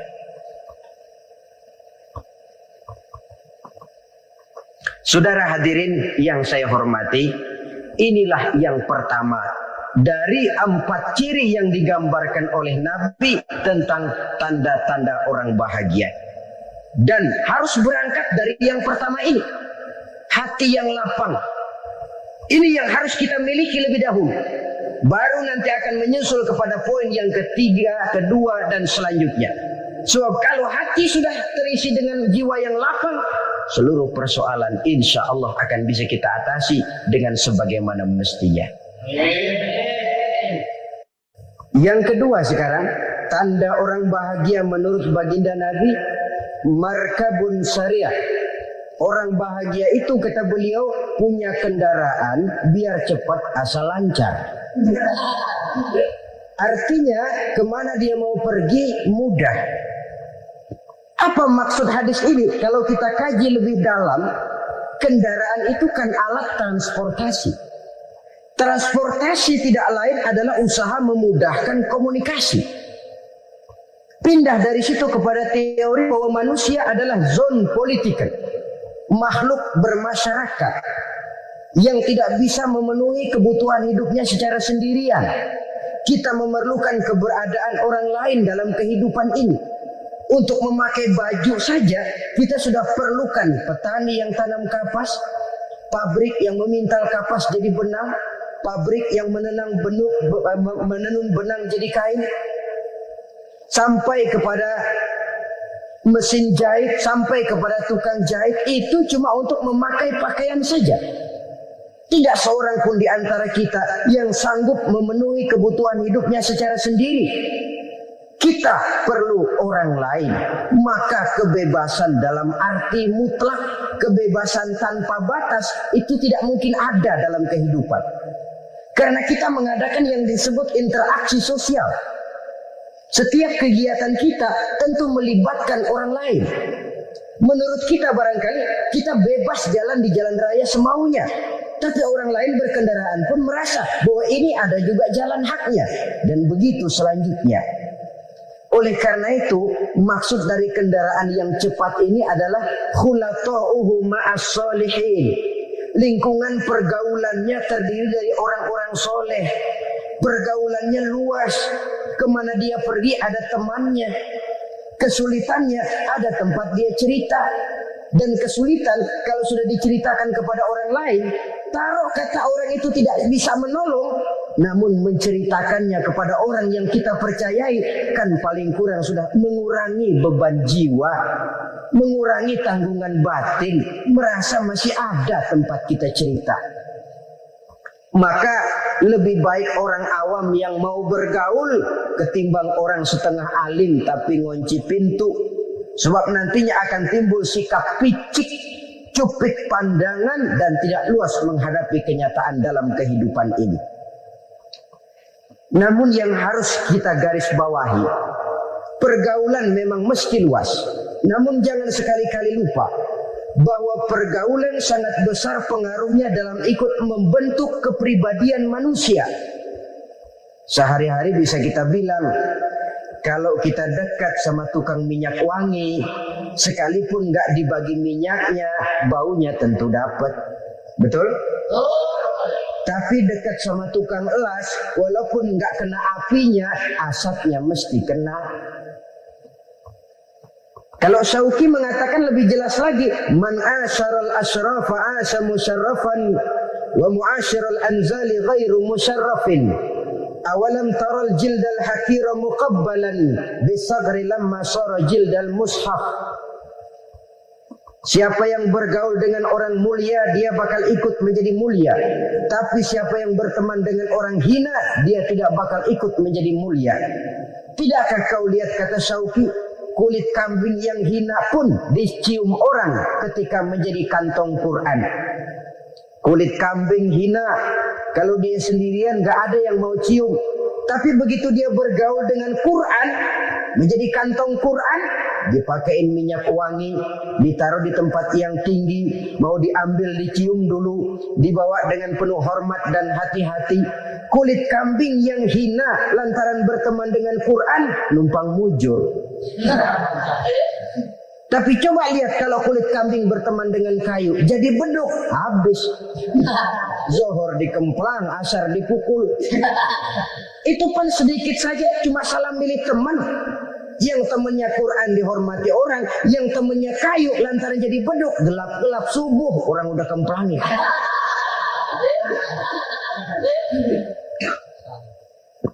Maka terutama kepada adik-adik remaja yang masih mencari identitas diri, yang ibarat kaset masih kaset kosong, mudah diisi oleh apapun, pandai-pandailah memilih teman dalam bergaul. Karena banyak orang yang tadinya baik-baik, ketika terseret dalam pergaulan dengan orang yang tidak baik, kebaikannya menjadi lentur dan luntur. Tapi berapa banyak bajingan-bajingan tengik, orang-orang yang berlumur noda dan dosa, tiap hari melakukan maksiat, namun bergaul dengan orang yang baik-baik, pada akhirnya sedikit demi sedikit beringsut dan berangsur dia terbiasa mengikuti kebaikan-kebaikan. Saya tekankan ini kepada remaja karena mereka masih mencari identitas diri. Apa yang mereka lihat mereka mau, apa yang mereka dengar mereka ingin tahu. Coba lihat kehidupan remaja. Pulang nonton film Rambo, pengen jadi Rambo, gagah, maunya belekai melulu. Pulang nonton film Superman, pengen bisa terbang. Pulang nonton India, nyanyi melulu. Wajar, mereka masih mencari identitas diri. Saya ini sebenarnya siapa? Lingkungan, pergaulan akan membentuk itu. Karena itu pandai-pandailah bergaul karena ia sangat besar pengaruhnya dalam ikut membentuk kepribadian manusia. Apalagi sifat yang jelek lebih cepat menularnya ketimbang sifat yang baik. Sifat yang baik, watak yang soleh itu lambat sekali untuk menular. Tapi yang tidak baik, kan prosesnya mah kalau remaja biasanya mula-mula dengar. Karena dengar lalu pengen tahu. Karena pengen tahu lalu ngeliatin. Begitu ngeliatin kan pengen nyobain. Setelah nyobain ketagihan. Nah, ini prosesnya. Yang namanya ganja, morfin, narkotik awalnya kan begitu. Mula-mula dengar katanya kalau sudah fly to the sky, sudah melayang ke langit katanya, disitulah puncak kebahagiaan. Mulanya cuma dengar. Karena dengar pengen tahu. Karena pengen tahu lalu ngeliat, kumpul sama orang yang suka ngeganja. Setelah ngeliat, nah pengen ngerasain. Begitu ngerasain, enak juga, ketagihan. Kalau sudah ketagihan jadi penyakit kronis, bisa merembet kepada yang lain. Iya, kalau orang tuanya mampu untuk beli morfin, beli ganja. Kalau tidak kan pikirannya ngayap. Jemuran siapa ya gue sahabat? Timbullah perbuatan-perbuatan negatif yang bermula dari salah pergaulan. Apalagi buat adik-adik remaja yang tinggal di kota-kota besar, yang pengaruh budaya, pengaruh kesenian, pengaruh struktur kehidupan yang nampak makin individualistis, di mana persaingan tajam, tensi ekonomi tinggi, orang mudah mengalami stres. Pandai-pandailah dalam bergaul, sekali lagi, karena ia sangat besar pengaruhnya dalam ikut membentuk kepribadian manusia. Orang bahagia punya kendaraan yang cepat, artinya punya pergaulan yang luas dan lingkungan pergaulannya terdiri dari orang-orang yang soleh. Kemana dia pergi ada teman, kesulitannya ada tempat dia cerita. Tapi kalau sudah menyendiri, hidup sendiri, kesulitan dipikiri sendiri, bisa mati belum waktunya. Tidak ada tempat berbagi rasa. Tidak ada tempat bercerita, tidak ada tempat mengurangi beban dalam kehidupan. Pantas betul kalau Islam sangat menggalakkan dan menganjurkan orang kalau sudah sampai waktunya itu untuk melangsungkan nikah. Kata Nabi, ya ma'syarus syabab man istata'a minkumul ba'at falyatazawwaj.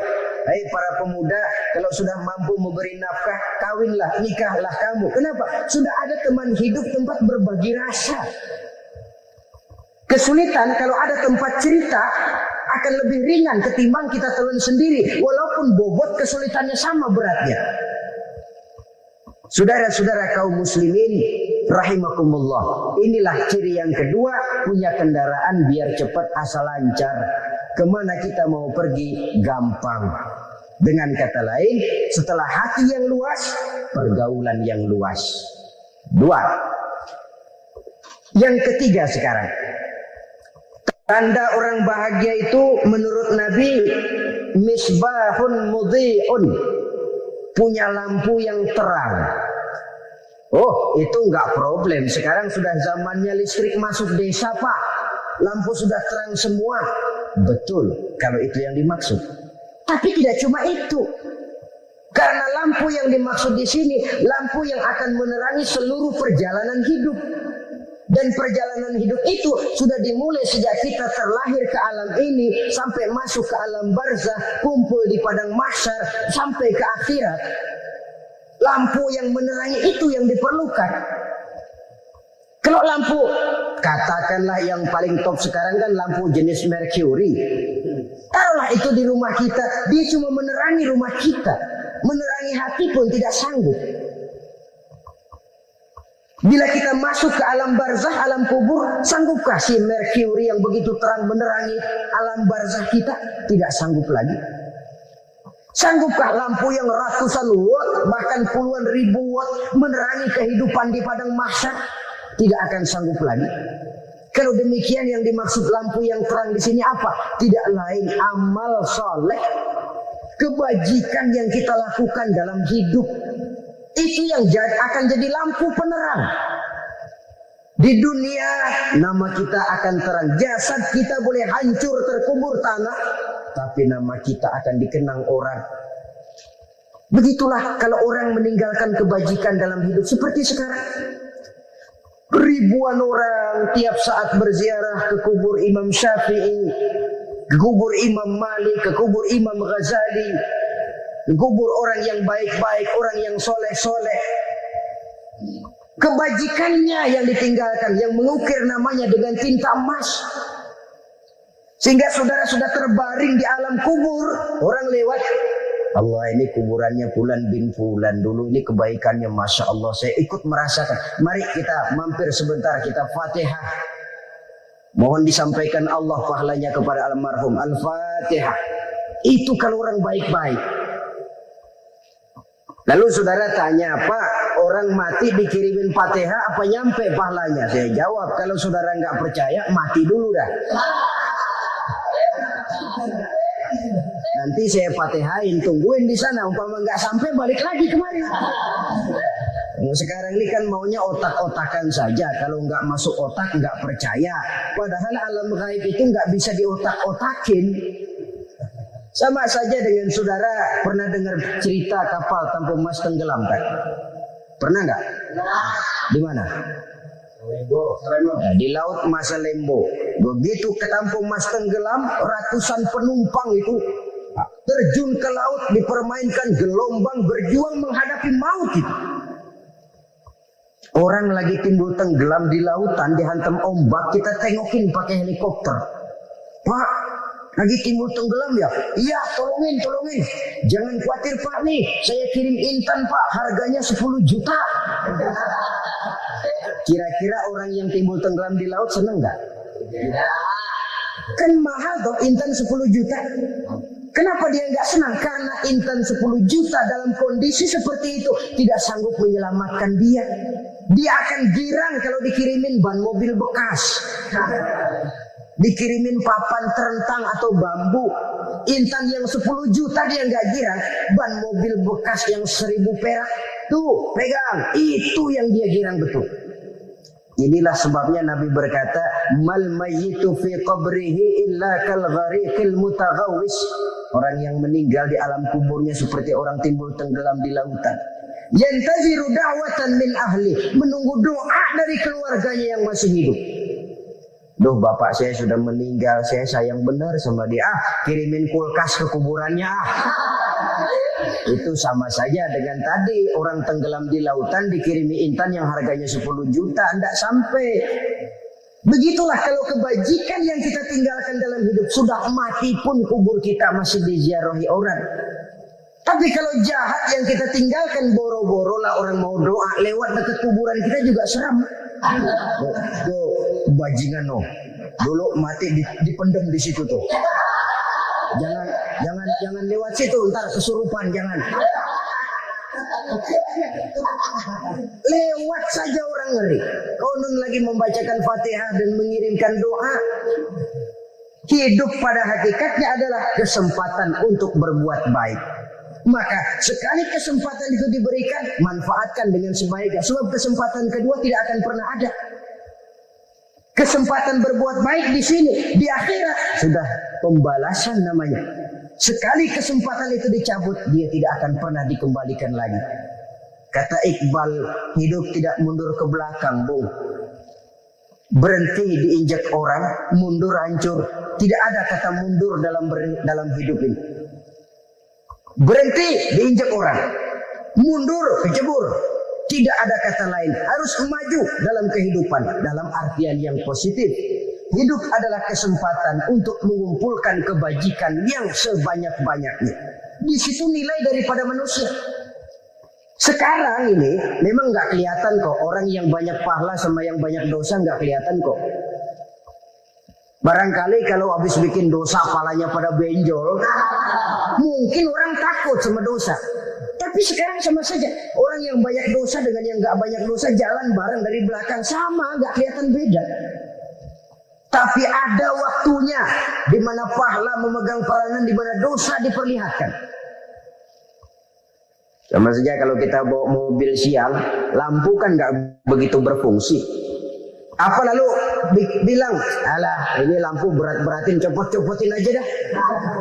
Tidak perlu begitu. Kenapa? Pada satu saat malam senja akan datang. Bila matahari terbenam, senja pun datang, gelap mulai merayap, disitulah baru terasa perlunya lampu. Pahala begitu.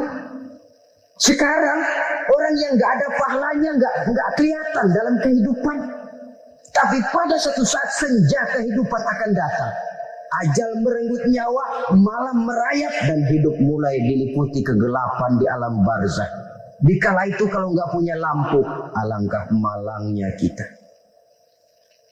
Sebab amal yang baik, kata Nabi, di alam barzakh itu akan diciptakan menjadi perempuan yang cantik menemani kita. Amal yang jahat akan menjadi orang yang paling jelek nemenin kita. Udah di tempat gelap yang nemenin jelek. Kaum muslimin rahimakumullah. Simpanan sorga ada 4 macam. Yang pertama, ikhfa'us sadaqah, menyembunyikan sedekah. Saudara-saudara kaum muslimin, sebagaimana yang kita maklum bahwa Allah Subhanahu wa taala melebihkan sebagian rezeki dari kita terhadap yang lain. Ada yang kaya, ada yang setengah kaya, ada yang miskin, ada yang setengah miskin, dan selanjutnya. Ada yang gajinya kecil tapi penghasilannya gede. Ada yang penghasilannya gede tapi nggak punya gaji. Ada juga yang memang gajinya gede dan penghasilannya gede. Kelebihan rezeki merupakan sunnatullah dan tidak harus membuat kita merasa lebih dari yang lain. Bahkan sebaliknya, kelebihan itu harus membuat kita ringan tangan untuk menolong mereka yang memang memerlukan pertolongan. Kalau saudara diberikan ilmu, maka pertanyaan akhirat cuma satu: ilmumu kau amalkan untuk apa? Kalau saudara diberikan umur yang panjang, pengadilan akhirat juga bertanya satu: umurmu kau habiskan di mana? Tapi kalau saudara diberikan harta, pengadilan akhirat akan bertanya 2: hartamu kau dapat dari mana? Kau belanjakan kemana? Dari mananya ditanya, dan kemananya juga ditanya. Oleh karena kita akan dimintakan pertanggungan jawab, maka amanah yang bernama harta ini harus kita gunakan dengan sebaik-baiknya. Ada penggunaan yang merupakan kewajiban, itu zakat namanya. Ada penggunaan yang sewaktu-waktu, itu infak namanya. Ada yang lebih sewaktu-waktu lagi, dan itu sedekah namanya. Zakat dia terikat oleh haul dan nisab, oleh putaran batas waktu dan ukuran dari harta itu sendiri.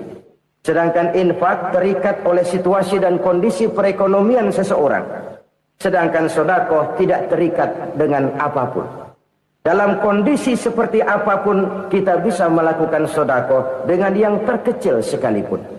Sampai-sampai Rasulullah sallallahu alaihi wasallam mengajarkan, la tahqiranna minal ma'rufi syai'an walau an talqa akhaka biwajhin talik.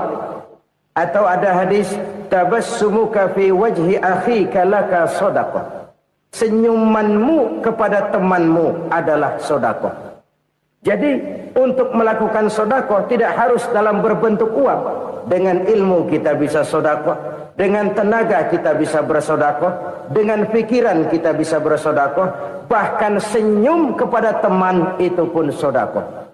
Jadi kalau sedekah dengan uang memang belum punya uang, nyengir aja banyakin. Itu asal pada tempatnya, jangan lalu ketemu tiang listrik cengengesan. Tentu tidak pada tempatnya dan tidak wajar. Nah, sedekah yang paling dicintai Allah adalah sedekah yang disembunyikan.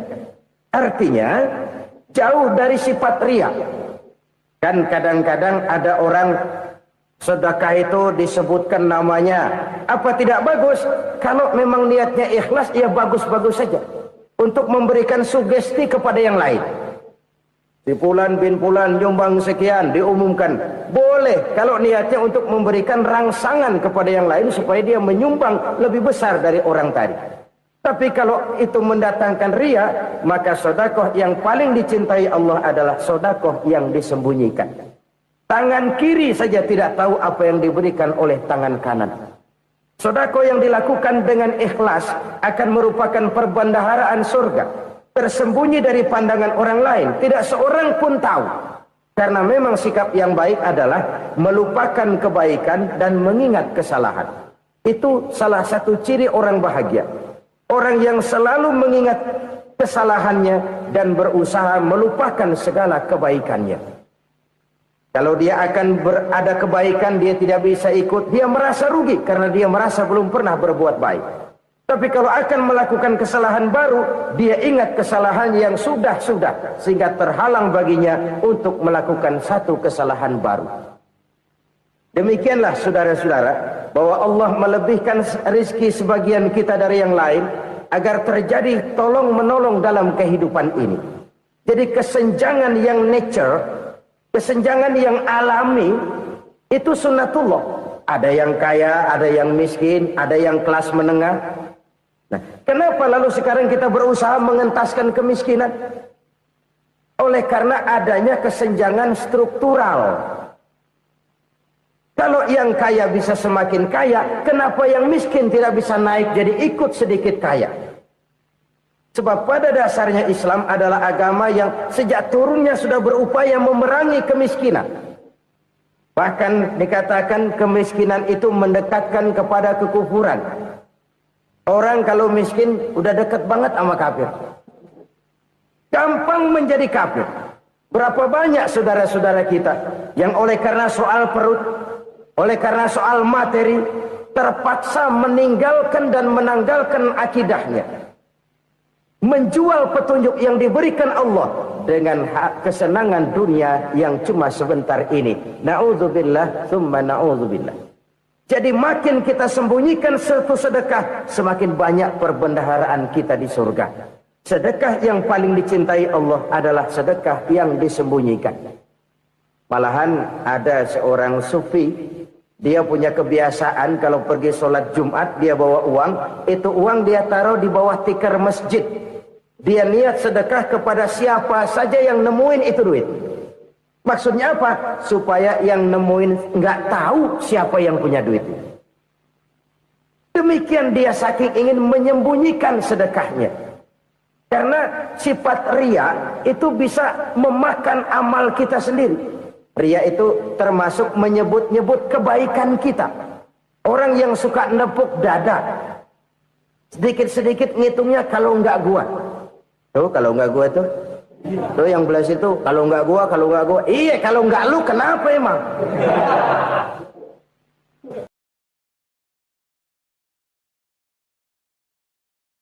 Tolong menolong dalam kehidupan ini.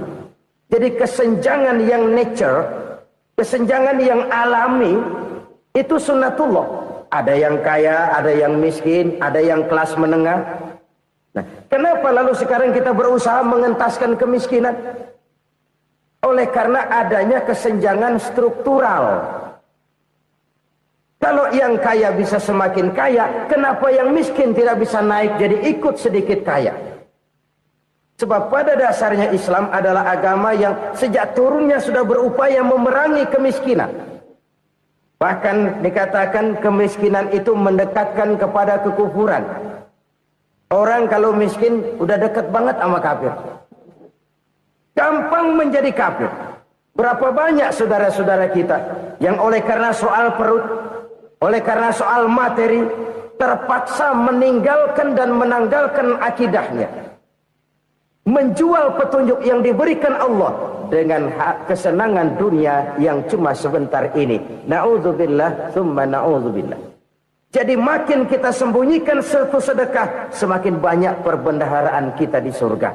Sedekah yang paling dicintai Allah adalah sedekah yang disembunyikan. Malahan ada seorang sufi, dia punya kebiasaan kalau pergi sholat Jumat, dia bawa uang, itu uang dia taruh di bawah tikar masjid. Dia niat sedekah kepada siapa saja yang nemuin itu duit. Maksudnya apa? Supaya yang nemuin nggak tahu siapa yang punya duit. Sesungguhnya sedekahnya seorang mukmin tazidu fil umri, bisa menambah umur panjang. Wa tadfa'u mitata su'i, dan menyelamatkan manusia dari mati secara su'ul khatimah. Jadi siapa yang kepengen panjang umur, banyaklah sedekah. Yang bosan hidup, pelit terus. Sedekah menambah panjang umur dan menyelamatkan manusia dari mati secara su'ul khatimah. Pak, katanya umur itu nggak bisa ditambah, nggak bisa dikurangin. Kapan? Kalau ajal sudah datang. Fa idza jaa ajaluhum la yastakhiruna sa'atan wa la yastakdimun. Kalau ajal datang tidak bisa dimajukan, tidak bisa dimundurkan. Itu kalau ajal sudah datang. Tidak bisa lagi umur ditambah dikurangi, sudah datang. Tapi kalau belum datang, itu kan haknya Allah. Mau ditambah, mau dikurangi, hak prerogatif Allah. Sebagai pencipta manusia, Allah Maha Kuasa dan Maha Mampu. Sedekah ini menambah panjang umur dan menyelamatkan manusia dari mati secara su'ul khatimah. Itu orang mati kan sama ya, kondisinya mati, nggak nafas. Tapi hakikat mati kan lain-lain. Ada yang mati itu husnul khatimah, baik akhirnya. Misalnya lagi ngaji mati, lagi sholat mati, lagi sedekah mati. Ini yang dinamakan dengan husnul khatimah, baik di akhirnya. Sebaliknya ada yang su'ul khatimah, jelek di akhirnya. Ini yang jadi catatan akhir. Lagi nyekek botol, mampus. Lagi banting kartu, modar. Su'ul khatimah, jelek pada akhirnya. Sedekah menyelamatkan manusia dari mati secara su'ul khatimah. Dan kita semua kepengen mendapat husnul khatimah, jauh dari su'ul khatimah. Oleh sebab itu yang bisa menyelamatkan kita dari penyakit itu antara lain adalah sedekah yang disembunyikan. Yang dikerjakan dengan ikhlas karena Allah. Tidak karena kepengen dipuji orang. Tidak karena ingin dikatakan orang pemurah. Sebab orang dermawan itu orang yang memberi tanpa harus diminta. Kalau masih harus diminta, ya belum dermawan namanya. Masih harus diminta. Kalau nggak diminta, ya tulus. Lolos, polos. Saudara-saudara kaum muslimin rahimakumullah. Harta adalah amanat dan akan kita pertanggungjawabkan. Allah melebihkan rizki sebagian kita dari yang lain agar kita saling tolong menolong, bantu membantu. Nabi janjikan, siapa yang meringankan beban saudaranya muslim di dunia, Allah akan meringankan bebannya di akhirat nanti. Sebuah jaminan dari baginda Nabi. Si orang yang kita bantu barangkali tidak bisa membalas, Allah yang akan membalas lewat jalan lain yang tidak pernah kita sangka-sangka. Ada orang tanya, Pak, ini ada orang nyumbang masjid sambil marah-marah, bagaimana? Saya bilang, sumbangannya aja ambil, marahnya jangan. Marahnya jangan diambil, itu urusan dia. Saudara-saudara kaum muslimin rahimakumullah, umat Islam ini kan umat yang punya potensi besar. Kadang kita merenung, kenapa kadang-kadang pembangunan masjid kok lambat sekali? Kalau hotel hari ini peletakan pertama, bulan depan peresmian. Supermarket hari ini peletakan batu pertama, minggu depan peresmian. Tapi kalau sudah yang namanya masjid, kadang-kadang peletakan batu pertama sekaligus jadi batu terakhir. 3 tahun, 4 tahun, campur nebar jalak di jalanan, duit dijaring kayak ikan sepat. Apa tidak ada orang Islam yang kaya? Banyak. Apa tidak ada pengusaha muslim yang jadi konglomerat? Ada. Lalu yang belum banyak itu yang komit terhadap nilai-nilai agamanya. Akhirnya kita jatuh jadi umat yang lemah. Belum ada pengusaha konglomerat muslim buka pabrik supermi cap bedug misalnya umpamanya atau pabrik kecap cap sorban supaya identitas keislamannya sedikit kelihatan. Kita jatuh jadi umat yang lemah karena potensi tidak terinventarisir dengan baik. Kita ini ibarat kompor yang cuma matengin nasi orang lain. Potensi kita dimanfaatkan oleh orang lain. Ukhuwah Islamiyah kita baru terbatas kepada silaturahmi. Ukhuwah di bidang ekonomi kita lemah. Ukhuwah di bidang kebudayaan kita lemah. Apalagi ukhuwah di bidang politik kita lebih rapuh lagi. Padahal ukhuwah itu adalah totalitas kehidupan manusia, menyangkut ipolexos bud, memerlukan nilai-nilai ukhuwah. Jadi oleh karena itu mari kita menyadari, di dalam harta kita, walaupun kita yang cari, pergi pagi, pulang sore, peras keringat, banting tulang, di sana ada harta anak yatim, di sana ada hak masjid, di sana ada hak pesantren, di sana ada hak jihad. Berbahagialah seseorang apabila dia oleh Allah dijadikan keran. Keran itu menyimpan air, tapi tidak untuk dirinya, tapi disalurkannya kepada mereka yang memang memerlukannya. Saudara-saudara kaum muslimin rahimakumullah, ini yang pertama. Jadi perbendaharaan surga adalah menyembunyikan sedekah. Orang lain nggak tahu, kita pun nggak pernah ngitung-ngitung. Kita anggap lewat begitu saja, padahal itu deposit akhirat. Satu. Yang kedua, perbendaharaan surga itu apa? Wa kitmanul musibah, menyembunyikan kesulitan. Kadang orang takut menghadapi kesulitan, tapi makin kita merenung, hidup ini kan sebenarnya urusan. Takut sama urusan ya jangan hidup. Tandanya orang hidup itu kalau punya urusan. Urusan melupakan problem. Problem sering menimbulkan kesulitan. Kesulitan bukan untuk ditakuti, tapi untuk diatasi dan dicarikan jalan keluarnya. Siapa sih orangnya yang nggak pernah sulit-sulit? Makin tinggi status sosialnya, makin gede urusannya. Makin tinggi kualitas imannya, makin berat tingkat kesulitannya. Cuma memang yang namanya enak itu seperti pelangi. Biang lala itu nggak pernah di atas kepala kita, di atas kepala orang melulu. Lo sih enak lo, kata kita. Dia juga bilang yang enak kan lo. Pelangi itu nggak pernah di atas kepala kita. Kata tukang beca, aduh enak ya naik Mercy. Kata tukang beca, apa yang di dalam mobil Mercy? Aduh enak bener tukang beca, di jok ngeringkuk ngorok pules bener. Saya kamar pakai AC sejuk, tempat tidur sutra, empuk, alga, spring bed, kulak kulik nggak bisa pulas kalau belum minum Valium, belum tidur. Enak bener tukang beca, di jok ngorok nggak tahu wetan kulon. Si tukang becak bilang yang di Mercy enak, yang di Mercy bilang tukang becak enak. Inilah enak. Nggak pernah di atas kepala kita. Di atas kepala orang lain melulu enak itu. Nah, saudara-saudara, yang merupakan perbendaharaan surga itu orang yang bisa menyembunyikan kesulitan. Baik pribadi ataupun rumah tangga. Nih terutama rumah tangga yang jadi soalnya. Kadang-kadang kita ini kalau senang, sebaliknya, kalau senang kita diam. Kalem aja, cuek. Banyak banget duit kita, bawaan diam aja udah. Malah ketemu orang takut. Tapi begitu susah, sekampung tahu. Padahal Nabi mengajarkan perbendaharaan surga itu menyembunyikan musibah, menyembunyikan kesulitan. Kalau enak, cerita sama orang-orang. Kalau nggak enak, rasain sendiri, tekan sendiri, atasin sendiri. Kita kan sebaliknya. Senang kita diam, asal lagi susah, paling tidak kita nyari teman buat cerita kesusahan. Siapa orangnya yang nggak pernah susah? Cuma soalnya bagaimana kita mengatasi kesusahan itu sendiri.